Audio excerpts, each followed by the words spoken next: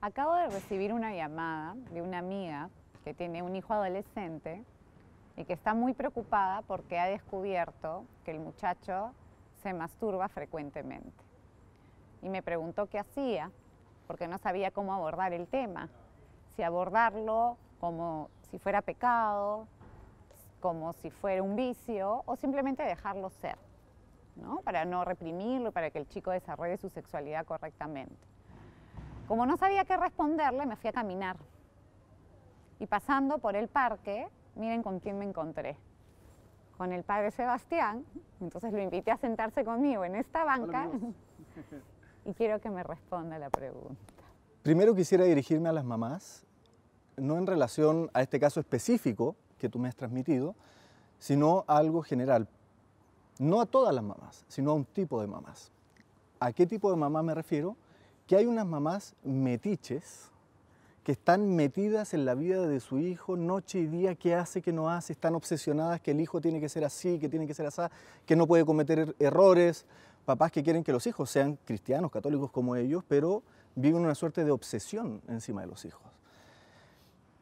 Ante los hijos, sobre todo en la etapa de la adolescencia, hay que comenzar, los papás, a aprender a respetar la libertad del hijo, lo cual no quita la responsabilidad de educar, de corregir, ¿no es cierto?, de acompañar. De darle criterios. De darle criterios que tienen los papás, pero esa actitud obsesiva nunca ayuda. No ayuda ni al hijo ni a los papás. La masturbación en sí mismo es un problema y es algo que hace mal.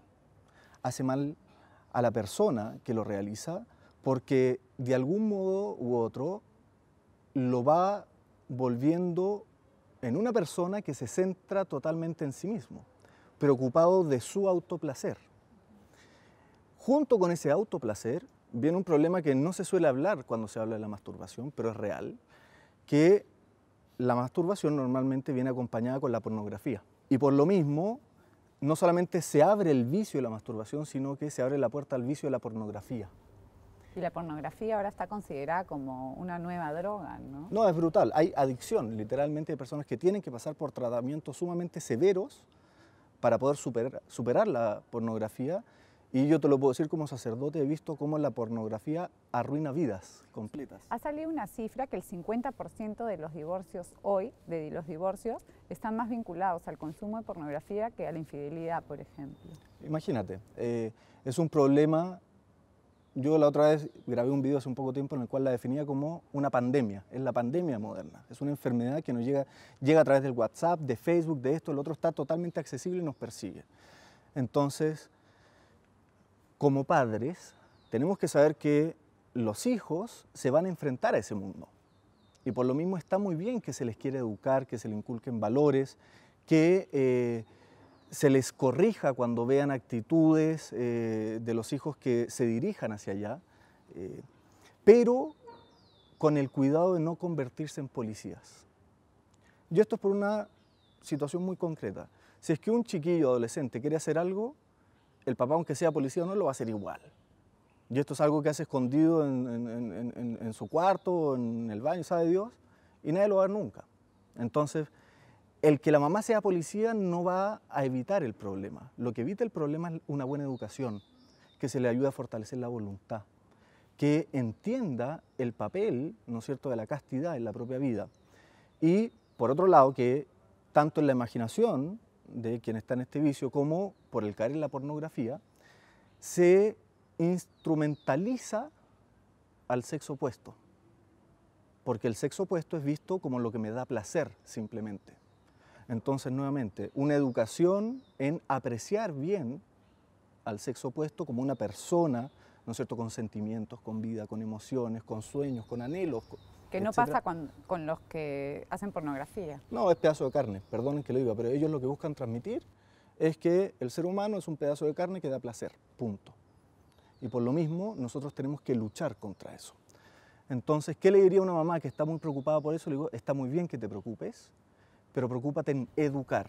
Pero no a partir de los 14 años, pues, porque, o sea, no vas a ir y de frente decirle, a los 14 años tocarle la puerta y decirle, vamos a hablar de la voluntad, vamos a hablar de la castidad. No, esto empieza mucho, primero, en muchos jóvenes no empieza a los 14, empieza antes.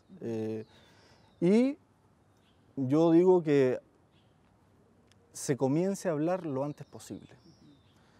En la iglesia muchas veces tenemos la idea de que los temas sexuales deberían ser como tabú, ¿no? No deberían hablarse. Por el contrario, son temas que los papás tienen que hablar con libertad con los hijos y lo antes posible.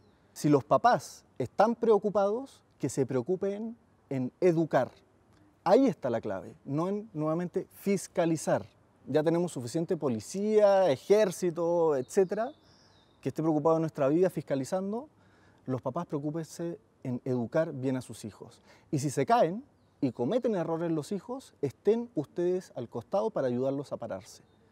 No para criticarlos, no para juzgarlos, no para hacerlos sentir mal, sino para ayudarlos a que aprendan de esas caídas.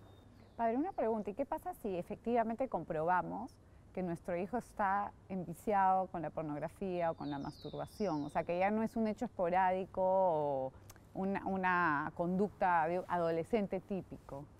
Es un caso lamentable, pero hay papás que constatan eso y yo creo que es muy importante que tengan la claridad. Cuando ya se ha convertido en un vicio, no hay forma de que el joven salga solo. De un vicio, de una adicción propiamente tal, igual que lo que sería una adicción al alcohol, a la droga, a lo que fuese, al juego, no se puede salir solo, por lo tanto se necesita ayuda, ojalá de un profesional. Al chiquillo, la chiquilla le va a dar la vergüenza del mundo, va a ser terrible, etcétera, pero es necesario. Sin ayuda no se sale de esos vicios. Y ahí vienes sin criticarlos, ¿no? Si nosotros vamos a ser quienes los vamos a apoyar, hay que tener esta actitud de ayuda, de apoyo a nuestros hijos y no de crítica ni juzgarlos, ¿no? Porque va a ser peor. Sí, o sea, los hijos se caen igual como los padres se han caído y por lo mismo su deber es ayudarlos, no tirarlos más abajo. Bueno, ahora voy a volver a llamar a mi amiga para darle la respuesta. Gracias, padre. Nada, que Dios te bendiga.